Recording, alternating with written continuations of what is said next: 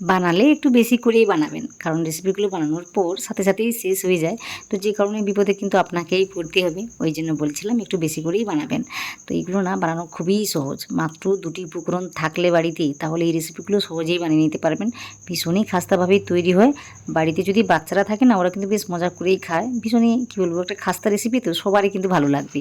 আর এইগুলোকে না স্টোর করে অনেক দিন ধরে রেখে দেওয়া যায়, মাসের পর মাস ধরে কিন্তু রেখে দিতে পারবেন। একদম দোকানের মতোই তৈরি হবে, খেতে কিন্তু দুর্দান্ত লাগে। তাহলে চলুন রেসিপিটি দেখে নেওয়া যাক আমি কীভাবে বানিয়েছি। তো সবার প্রথমে বলি, যদি ভালো লাগে সেটা কমেন্ট করে তো অবশ্যই জানাবেন, সাথে সাথে ভিডিওতে একটা লাইক দিয়ে চ্যানেলটিকে সাবস্ক্রাইব অবশ্যই করবেন। তো এই কাজগুলো অবশ্যই করবেন, তাহলে আমার ভীষণই ভালো লাগবে। তো এবার চলুন রেসিপিটি দেখে নেওয়া যাক। তো এখানে আমি কি করেছি, মাত্র 1 কাপ আমি নিয়েছি ময়দা, আপনারা চাইলে আটাটাকেও নিতে পারেন।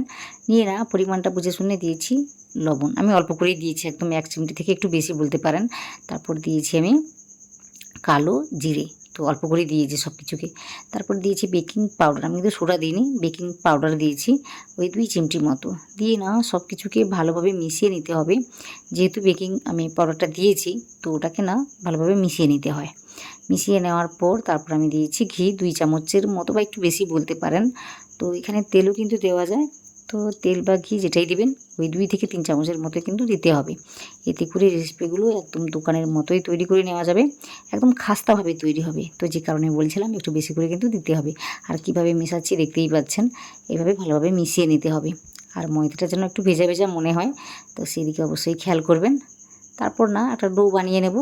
তো যে কারণে আমি কী করেছি, জল দিয়েছি একসঙ্গে, কিন্তু আমি অনেকটা জল দিইনি, মোটামুটি অল্প অল্প করে জলটাকে দিয়ে একটা সুন্দর করে ডো মেখে নিতে হবে। ডোটা কিন্তু খুব বেশি নরম বা পাতলা হবে না, আমি দেখাচ্ছি কীভাবে জিনিসটাকে তৈরি করে নিতে হবে। একটু শক্ত করে বা মিডিয়াম সফট যেটা বলে, মোটামুটি শক্তের দিকেই থাকবে, আশা করি বোঝাতে পেরেছি আপনাদের। তো ওইভাবে অবশ্যই কাজটি করে নেবেন। তাছাড়া আমি দেখাচ্ছি, ওটা একটু মন দিয়ে দেখে নিলেই বুঝতে পারবেন কীভাবে ডোটাকে মাখাতে হবে। একটু শক্ত করে মোটামুটি মাখাতে হবে, বারবার এক কথাই বলছি। তো এখানে মাখিয়ে নিয়েছি বা তৈরি করে নিয়েছি ডোটাকে, দেখতেই পাচ্ছেন। তো এটাকে না আমি রেস্টে রেখে দেবো, ওই 5 থেকে 10 মিনিটের জন্য রেখে দিলে কিন্তু এটা সুন্দরভাবে সেট হয়ে যায়। তো এটাকে আমি রেখে দিচ্ছি। তো মোটামুটি 10 মিনিট হয়ে গিয়েছে, তারপর এটাকে আমি খুলে দেখব কতটা কী সফট হয়েছে। তো বেশি সময় ধরে রাখতে হবে না, মাত্র 10 মিনিট রেখে দিলেই হবে। তো দেখতেই পাচ্ছেন কতটা সফট হয়ে গিয়েছে। তো এইভাবে আর একটু সময় নিয়ে মেখে নিয়েছি, মেখে নেওয়ার পর তো যেভাবে দেখাচ্ছি এভাবে কাজটি করে নেবেন। তাছাড়া আপনারা যদি কোনোরকমভাবে আলাদা করে শেপ দিতে চান, তো সেভাবেও বানিয়ে নিতে পারেন। খুবই সহজ একটি রেসিপি, ওই যে বললাম নো ফেল একটি রেসিপি, বাচ্চা থেকে বড় সবাই বানাতে পারবে আজকে যেভাবে আমি দেখিয়েছি। তো সেভাবে কিছু লাগলো না, আশা করি আপনারা দেখেছেন। তো মোটামুটি এইভাবে আমি দেখুন ছোটো ছোটো লেচির আকারে গড়ে নিচ্ছি প্রথমে। গড়ে নেওয়ার পর আমি এইভাবে শেপগুলো দিয়েছি। ওই যে বললাম, আপনারা যদি আলাদা করে কোনোরকম ডিজাইন বা আলাদা করে শেপটাকে দিয়ে বানাতে চান তো বানাতে পারেন, কোনো রকম কিছু অসুবিধা কিছুই হবে না। তো যে মাপগুলো আমি দেখিয়েছি, যে উপকরণগুলো নিয়েছি মোটামুটি, তো এগুলো মাথায় রাখবেন, তাহলে কিন্তু একদম খাস্তাভাবে দোকানের মতোই তৈরি হয়ে যায়। তো প্রথম তৈরি করে নিচ্ছি, তারপর বলছি কী করতে হবে।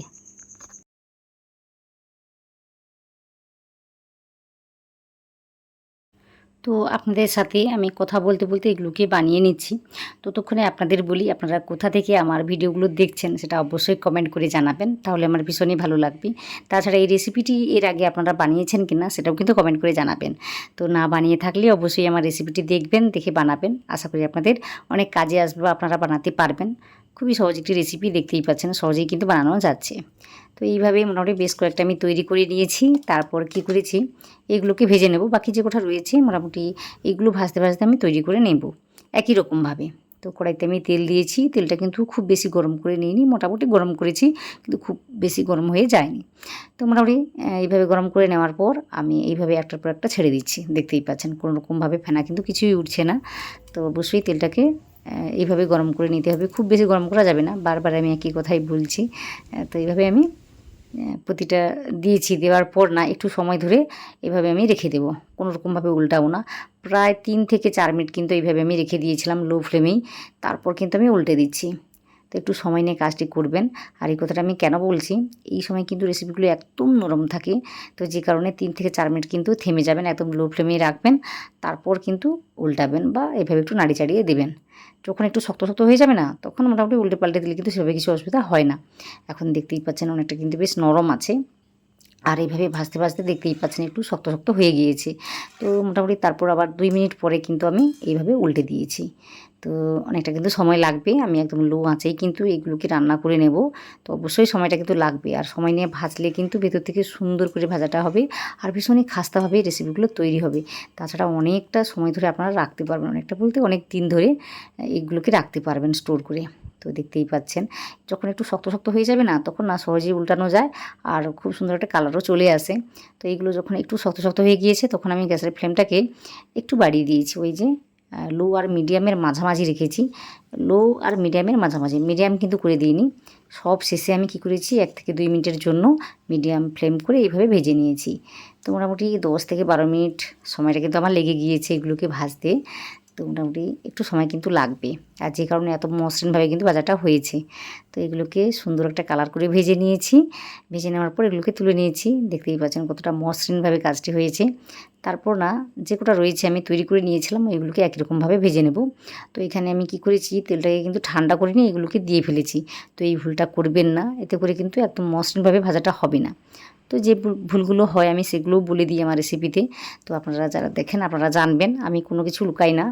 তো মোটামুটি বলে দিলাম, যখন একটা ব্যাচ ভেজে নেবেন তারপর কিন্তু গ্যাসের ফ্লেমটাকে অফ করে দেবেন, তেলটাকে একটু ঠান্ডা করে নেবেন, তারপর ওইগুলোকে দেবেন। সহজেই কিন্তু একদম মসৃণভাবে ভেজে নিতে পারবেন। তো এদিকে আমি কী করেছি, কড়াইতে 1/2 কাপের একটু কম বলতে পারেন আমি চিনিটাকে দিয়েছি। এতটা চিনি লাগবেও না। তো মোটামুটি অল্প করে চিনিটাকে দেবেন। তারপর আমি জল দিয়েছি, ওই 1/2 কাপের মতোই জলটাকে দিয়েছি। দিয়ে না মোটামুটি একটু সময় নিয়ে ফুটিয়ে নিতে হবে। দেখতেই পাচ্ছেন বেশ ঘন ঘন দেখাচ্ছে। তবে কীভাবে সিরাপটাকে বানাতে হবে সেটা আমি বলে দিচ্ছি। তো দেখুন আমি এখানে খুন্তির মধ্যে একটু নিয়েছি, একটু ঠান্ডা করে নিচ্ছি। গরম অবস্থাতে আমি দেখাতে পারবো না। তো এইভাবে নিয়েছি, নেওয়ার পর না হাতের মধ্যে নিয়ে দেখুন একটা তারের সৃষ্টি হচ্ছে। তো সহজেই দেখা যাচ্ছে বা বোঝা যাচ্ছে। তো এইভাবে যেন জিনিসটা হয়, সিরাপটার কথা বলছি আমি। তারপর ওই যে ভেজে রেখেছি আমি, আমি কি বলবো জানি না, ওইগুলো কি বিস্কুট বলবো বা গজা বলবো কিছুই আমি বুঝতে পারছি না। তবে আমরা কিন্তু মিষ্টি গজা বলেই কিনে খাই দোকান থেকে। তো আজকে সেটাই আমি বলছি, মিষ্টি গজা। তো এগুলোকে আমি দিয়ে দেবো। মোটামুটি দেখতেই পাচ্ছেন দিয়ে না একটু সময় ধরে নাড়ি চাড়িয়ে নিতে হবে। আর কত সহজে কাজটি হয়ে যাচ্ছে আপনারা দেখতেই পাচ্ছেন। তো আমি সবশেষে দেখিয়ে দেবো জিনিসটা কীভাবে দেখতে হয়েছে। তো একটু সময় নিয়ে দেখুন, আশা করি আপনাদেরও ভালো লাগবে বা আপনারা অনেক কিছু জানতে পারবেন।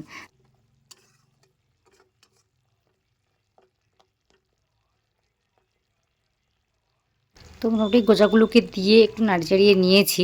নেওয়ার পর না আমি গ্যাসটাকে অফ করে দেব। অফ করে দেওয়ার পর না 30 সেকেন্ড, মাত্র 30 সেকেন্ড আমি ছেড়ে দেবো এই অবস্থাতে। তো এইভাবে রেখে দিলে কিন্তু সহজেই এই চিনির যে মিশ্রণটা রয়েছে ওটা কিন্তু সহজেই লেগে যাবে। জিনিসটা একদম দোকানের মতোই দেখতে লাগবে। তো এইভাবে মোটামুটি 30 সেকেন্ড, মাত্র 30 সেকেন্ড আমি ছেড়ে দিয়েছি। তো 30 সেকেন্ড পরে আপনাদের আমি দেখাচ্ছি জিনিসটা দেখুন কতটা শক্ত শক্ত হয়ে গিয়েছে। আমি কিন্তু 30 সেকেন্ড বলেছি, বারবার একই কথাই বলছি। আশা করি আপনারা শুনতে পেয়েছেন বা বুঝতে পেরেছেন। তো মোটামুটি ওই 30 সেকেন্ড পর আমি এগুলোকে তুলে নিচ্ছি। সহজেই তোলা যায়, সেভাবে কিছু অসুবিধা হয় না। যেহেতু চিনিটা আছে তো ওটার জন্য একটু শক্ত শক্ত হয়ে গিয়েছে। তো এইভাবে অবশ্যই কাজটি করে নেবেন। 1/2 কাপেরও কম কিন্তু আমি চিনিটাকে নিয়েছিলাম। তাও কিন্তু চিনির পরিমাণটা একটু বেড়ে গিয়েছে, দেখতেই পাচ্ছেন নিচে কিন্তু অনেকটা চিনি লেগে আছে। তো অন্য একটা রেসিপি আমি বানিয়ে নেব। তো মোটামুটি চিন্তা করার কোনো কারণ নেই। অনেকেই মনে করতে পারে হয়তো চিনিটা আমি ফেলে দেবো, কিন্তু আমি ফেলে দেবো না। ওটা আমার কাজে লেগে যাবে। তো আপনারাও কাজে লাগিয়ে ফেলবেন। তো এখানে দেখতেই পাচ্ছেন মিষ্টিগুলো কতটা দেখতে পারফেক্ট হয়েছে, একদম দোকানের মতোই হয়েছে। আর কতটা খাস্তা হয়েছে দেখে আশা করি বুঝতে পেরেছেন। এইগুলো কিন্তু এখন অনেকটাই গরম আছে, ঠান্ডা হয়ে গেলে কিন্তু আরও খাস্তা হয়ে যাবে জিনিসটা। আর এগুলোকে না এইভাবে রান্না করে বা তৈরি করে এয়ারটাইট কোনো বক্সে রেখে দেবেন। মাসের পর মাস ধরে কিন্তু এইভাবে খেতে পারবেন। আশা করি আজকের রেসিপিটি আপনাদের ভালো লেগেছে। ভালো লেগে থাকলে অবশ্যই সেটা কমেন্ট করে জানাবেন। সাথে সাথে ভিডিওতে একটা লাইক দিয়ে চ্যানেলটিকে সাবস্ক্রাইব অবশ্যই করে নেবেন।